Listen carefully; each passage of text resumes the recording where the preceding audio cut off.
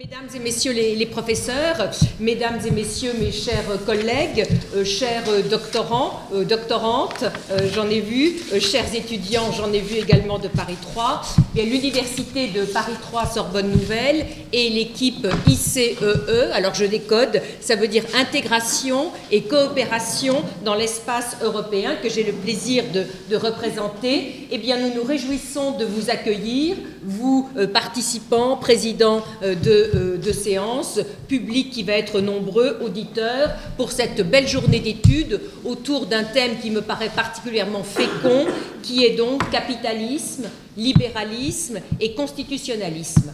La première chose, je crois qu'il faut dire, c'est que cette manifestation scientifique, aujourd'hui en Sorbonne, a fait l'objet d'un long travail de réflexion en amont, et je crois qu'il faut saluer l'initiative scientifique et la réflexion autour de ma collègue Laureline Fontaine, qui a su fédérer autour d'elle une équipe, effectivement, de chercheurs, et notamment, je citerai mes collègues Olivier Peffer et Nicolas Brément. Je crois que les défis que Laureline a relevés étaient nombreux. Le premier, c'était de combiner, c'est toujours une difficulté lorsqu'on organise un colloque, le choix des thèmes et des intervenants. Ce n'est jamais si simple, en fonction des questions qui ont fait récemment ou qui font actuellement l'objet de recherches nouvelles. Réunir en fait, vous qui êtes là et qui allez être les participants et les intervenants, des chercheurs qui se sont tous reconnus pour s'être, me semble-t-il, interrogés sur les liens entre plusieurs types de mouvements politiques, économiques et sociaux. Le deuxième défi que Laureline et son équipe ont relevé est celui, je dirais, je prendrais le terme multidisciplinarité. Je n'irai pas dans l'inter ni dans la transdisciplinarité, je m'arrêterai, c'est déjà assez compliqué à faire, à la multidisciplinarité qui est chère à notre équipe de recherche, qui est très difficile à réaliser, vous le savez très bien, en raison et eu égard au cloisonnement des différentes disciplines universitaires. Si vous regardez le programme, vous allez voir qu'au moins sur le programme, le défi a été relevé, puisque, effectivement, il y aura des représentants, des juristes, bien sûr, des économistes, mais également des philosophes et des politistes.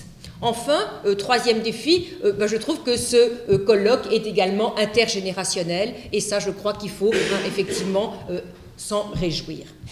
Il convient également, me semble-t-il, de se réjouir des aspects novateurs de la démarche qui seront appelés, je suis sûre, à être pérennisés.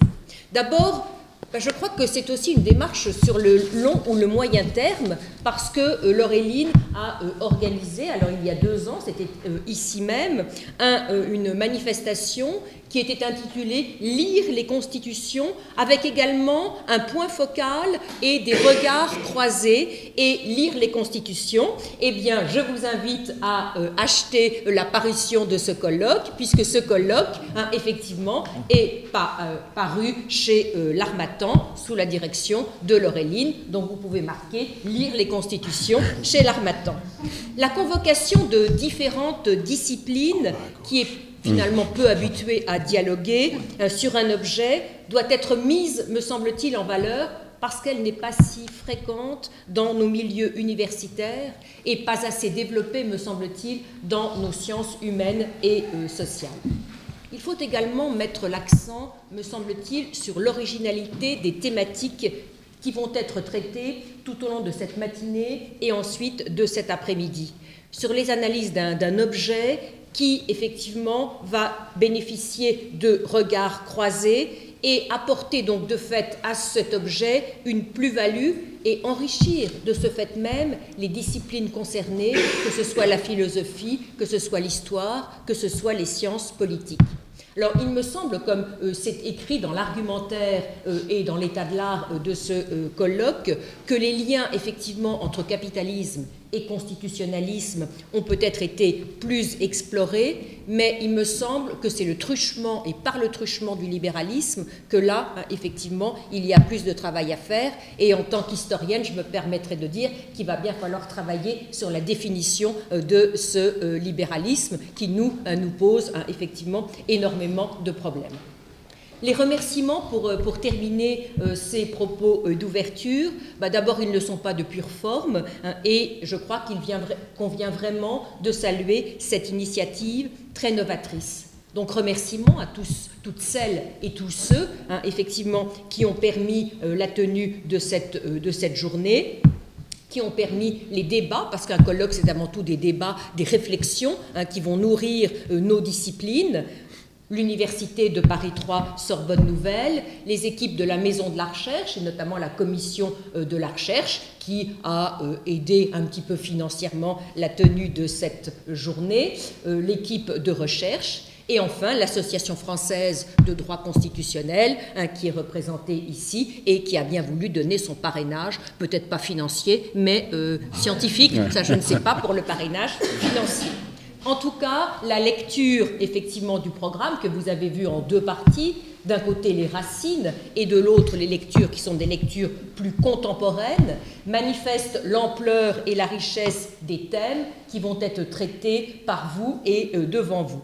Ce colloque sera, nous ne pouvons pas en douter, le moyen de connaître les résultats des travaux récents, de confronter surtout les interprétations de plusieurs disciplines, de donner donc un nouvel élan, et c'est ça qui nous intéresse, nous, dans le domaine des sciences humaines et sociales, à la recherche. Et eh bien, j'espère vraiment qu'il pourra faire l'objet d'une publication. Je vous remercie et je vous souhaite un très bon colloque.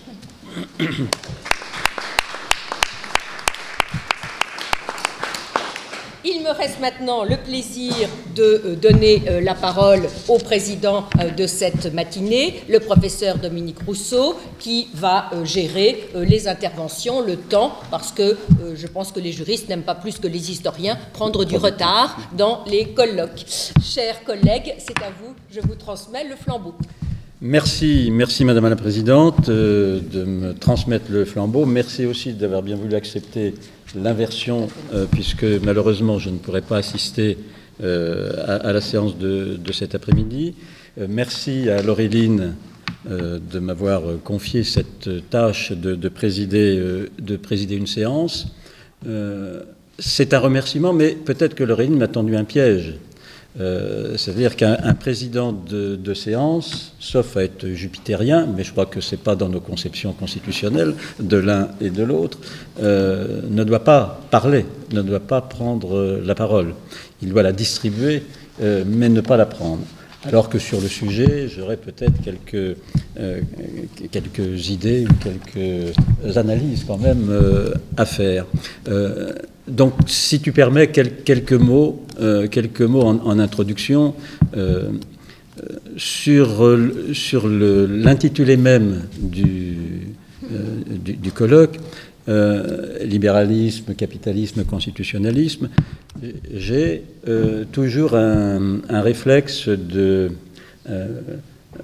doute, d'hésitation devant les ismes qui m'apparaissent pour moi comme étant des mots prisons dont il faut s'extraire pour peut-être essayer de saisir la réalité. Chacun sait qu'il y a évidemment des libéralismes, des constitutionnalismes, des capitalismes, et que réduire comme ça le titre de colloque sans S à ces trois mots, disons, pose un problème. Selon la définition, et ça peut-être va-t-on le faire, selon la définition que l'on donne, évidemment, les relations entre les trois mots ne sont pas les mêmes. Si on considère que dans les pays actuellement, notamment en Europe de l'Est, on porte atteinte à la liberté d'expression, on porte atteinte à la liberté universitaire, on porte atteinte à la liberté des juges, donc on porte atteinte au libéralisme et à des droits constitutionnels, afin de laisser le capitalisme mieux se développer. Donc il y aurait une alliance entre libéralisme et constitutionnalisme contre le capitalisme. Mais on pourrait aussi considérer que les valeurs du capitalisme, le droit de propriété, la liberté d'entreprendre, sont, comme on dit, inscrits dans le marbre des constitutions, et donc le constitutionnalisme serait la superstructure ou l'idéologie du constitutionnalisme, donc du capitalisme. Donc tout dépend de la définition que l'on donne de ces mots, et évidemment la relation entre les trois varie selon la définition que l'on aura retenue. Il y a peut-être un point commun, et Jean-Jacques va évidemment en parler pendant 2h30, il y a peut-être un point commun qui est l'individu. On pourrait considérer que finalement entre libéralisme, capitalisme et constitutionnalisme, le point commun, c'est l'individu. Pour le libéralisme, l'individu, la liberté de penser, la liberté d'esprit, la liberté d'aller et venir. Pour le capitalisme, la liberté de créer, laisser l'individu créer lui-même sans entrave de l'État. Et puis le constitutionnalisme, c'est l'individu sujet de droit. Bon. Je ne suis pas sûr que, même si apparemment la figure de l'individu est peut-être commune aux trois, il n'y a pas des différences. Pour le libéralisme, je crois que l'individu, c'est la personne privée. Pour le capitalisme, l'individu, c'est le travailleur ou le consommateur. Et pour le constitutionnalisme, l'individu, c'est les citoyens. Et je ne suis pas sûr que entre ces trois figures de l'individu, personne privée, producteur, citoyen, il y ait des possibilités. En tous les cas, il y a certainement des tensions. Et selon l'articulation entre ces trois figures de l'individu, la réponse que l'on donnera sera différente sur ces différents points. Simplement, ces réflexions que je mène et que j'attends avec beaucoup d'impatience les propos qui vont être tenus, il y a un auteur, j'en parlais tout à l'heure, moi il y a un auteur que j'ai découvert, je ne suis que juriste, donc je découvre au fur et à mesure des auteurs. Il y a un auteur que j'ai découvert il n'y a pas longtemps qui est John Dewey, et qui, sur la définition du libéralisme, et notamment sa définition d'un libéralisme radical, c'est-à-dire cette idée que le libéralisme s'est arrêté dans ce qui était sa finalité, c'est-à-dire libérer les capacités individuelles, me paraît en tous les cas une analyse aujourd'hui intéressante à pousser jusqu'au bout le libéralisme, y compris en construisant les capacités matérielles, économiques et sociales permettant aux individus de libérer leurs capacités créatrices. Donc, libéralisme, constitutionnalisme et capitalisme, oui, peut-être avec un S, mais ça c'est Jean-Jacques, et je vais maintenant me taire et simplement distribuer la parole. C'est donc mon ami Jean-Jacques Sueur qui donc a 2h30, 3h pour nous exposer les origines intellectuelles communes au capitalisme, au libéralisme et au constitutionnalisme. Mon cher Jean-Jacques, tu as la parole.